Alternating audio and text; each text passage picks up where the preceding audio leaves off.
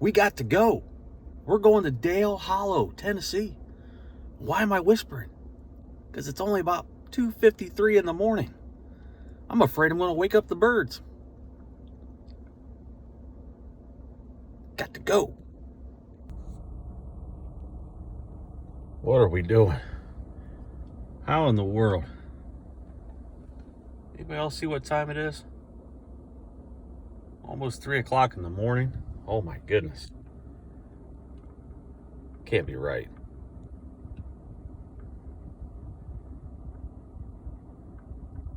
Folks, we're on our way. Dale Hollow, Crappie USA 2020. We're up before the birds even decide to roll over. Now we gotta go get Danny. Let's go wake up Danny, because we got to go. We going to Dale Hollow. Yeah. You ready to go? Yeah. You ready to go? Mm-hmm. We got to go, man. Good. You awake? No. All right. He ain't awake. We got to go.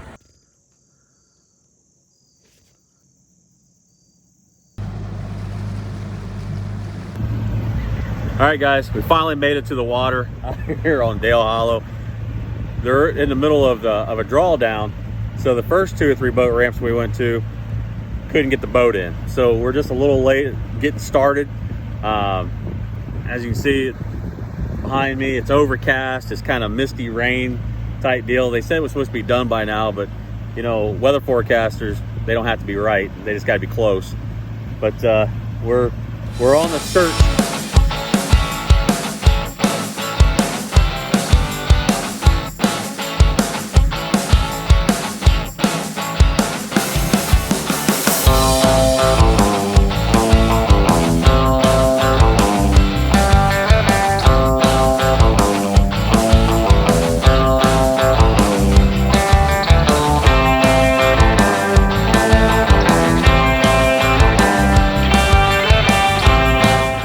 Got my main man Danny driving the boat. How you guys doing? Danny, what are we doing today, brother? We are going to try to stroll and maybe even do a little long lining. But right now this water's super clean. Like Tuttle says, gin clean. But I mean, I've never seen anything like this before. We got grass and we go up to points and stuff and we still got 40 foot of water. And you could run the nose of the boat on the bank. It's something like I've never seen before. So the cool, it's a learning curve for us. The cool thing is learning a new body of water, and you know, just and look at this, guys. I mean, look how gorgeous this is. I mean, it is unbelievable. The scenery is awesome, and just make sure you check out our sponsors. And you know, one of the things that I always preach is you know, hard work pays off. And you can see like what Danny's doing right now. He's just watching the graph. That's all we're doing. We're graphing. That's how you cover a lot of water. And so we may spend the next couple 3 hours just behind the seat driving. And well, we're just trying to find the fish, and then we'll go back and fish it. We may go back on tournament day and fish it, or what have you. But never being here before, you gotta eliminate water, and by being in the boat seat. So, hey guys, we'll check back in just a little later and see how we're doing. Hey guys, wanted to do a quick recap of Dale Hollow, and I really hated that we didn't get hardly any fishing at all on video because of, I mean, the weather was just not cooperative, and we'll be looking into getting better equipment for videoing and such. But we're going to see a video and to recap that video. We were fishing Dale Hollow for Crappie USA, and my gosh, the clean water, to say it's clear, to say that it's really super clean is an understatement, and that's you know, I think that threw us for a loop. One of the things that we tried to do, we tried to say, or tried to stay in 20 to 25 foot of water and shallower. And we really focused on 15 to 17 foot of water.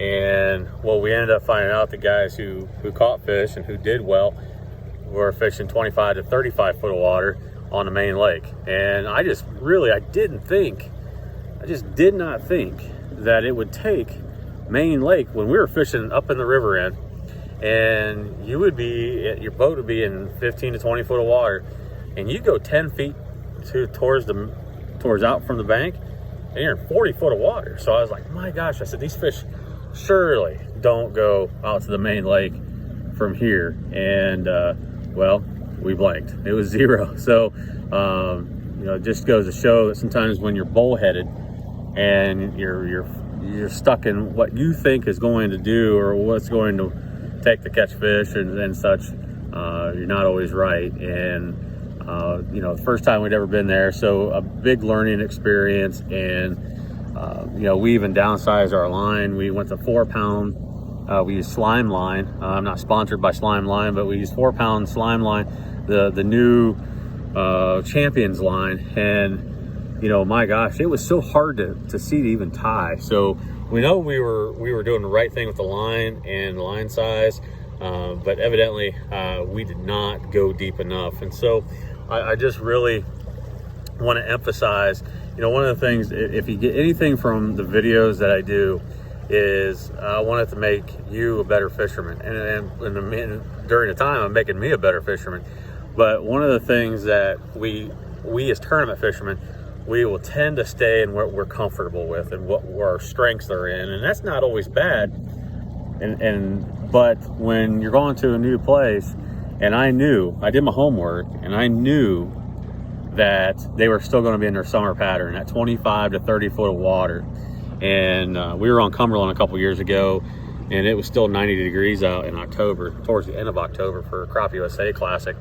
And we caught all of our fish to 28 to 32 feet of water. And so we were having to fizz the fish and to try to keep them alive. And my partner Danny did a really nice job. He learned on a quick fly how to fizz fish, and he did a great job. We kept our fish alive on especially on day 2. Day 1 we lost fish, but so that was the case here with this tournament.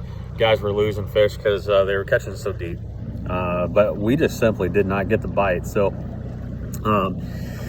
just the big takeaway from that tournament was, Matt, don't fish in a box. And so I knew in my gut they were still going to be in that summer pattern, but yet I was just like, there's no way that all the fish in that lake live in a certain depth.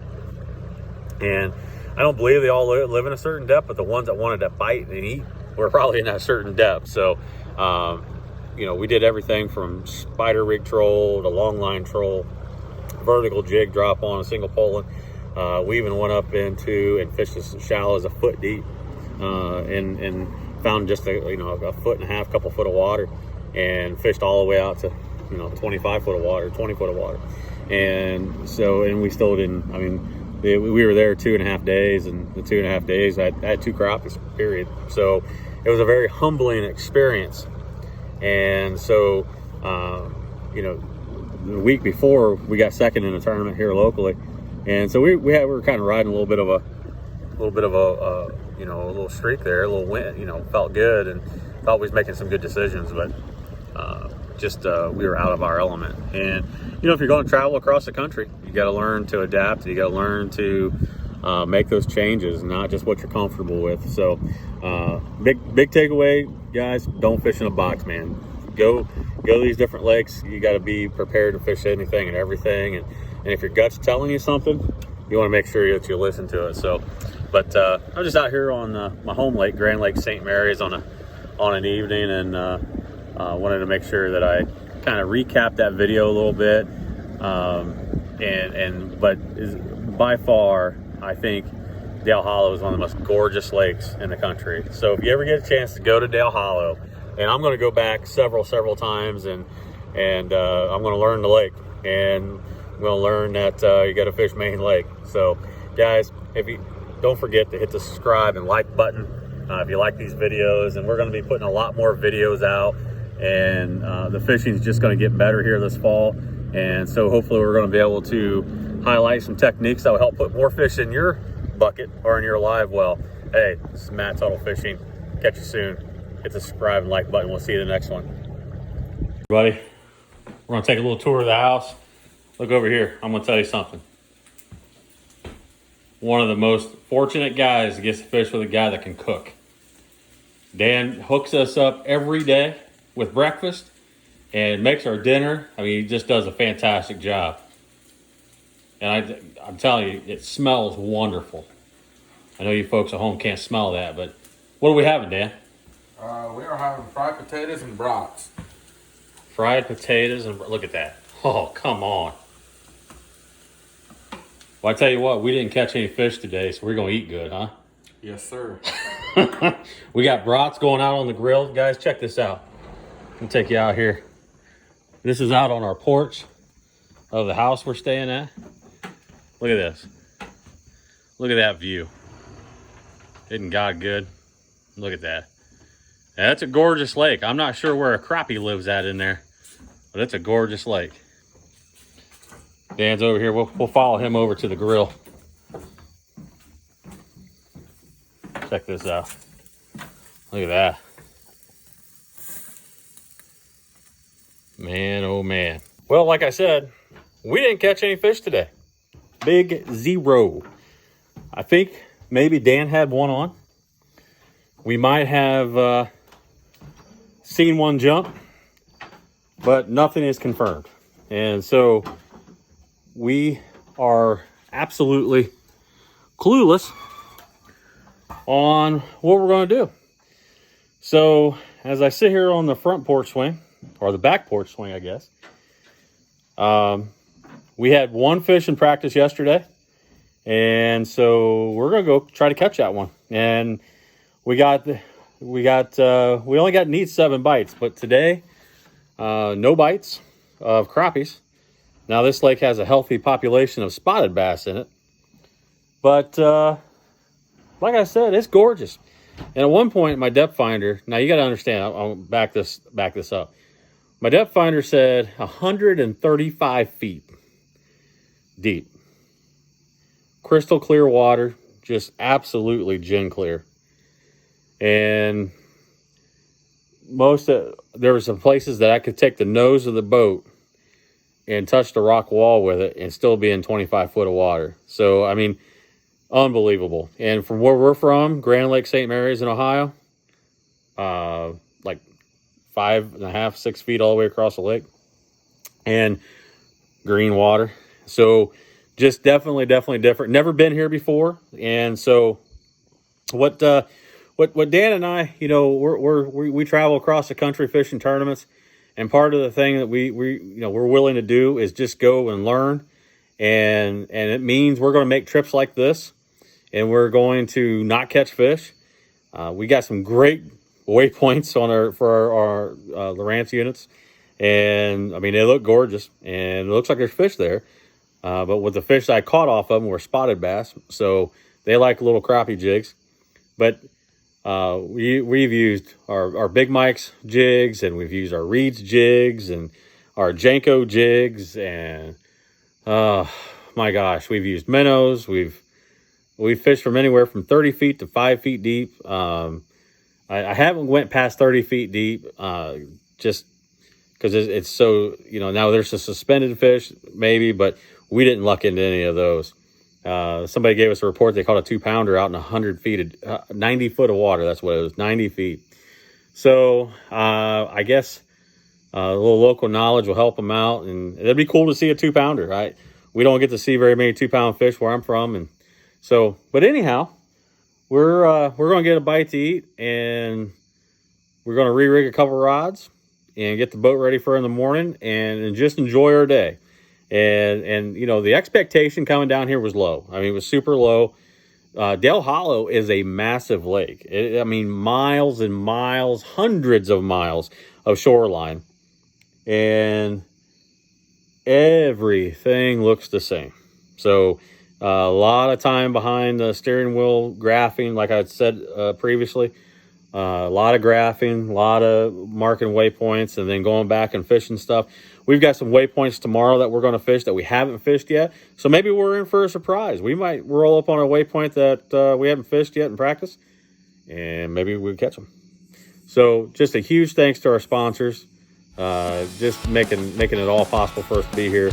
The coverall fishing team, we're gonna go to work tomorrow. Even though we've been on the struggle bus for 2 days, we are going to work hard.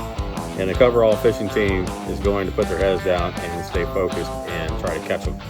So guys, stay tuned for an update tomorrow. And also, we didn't video much because it has rained the last 2 days. So trying to fish out of a dry boat has been a negative. And so we're hoping tomorrow that they are calling for sunny, warm, and humid conditions. So we're going to fish completely different conditions tomorrow and give it a whirl.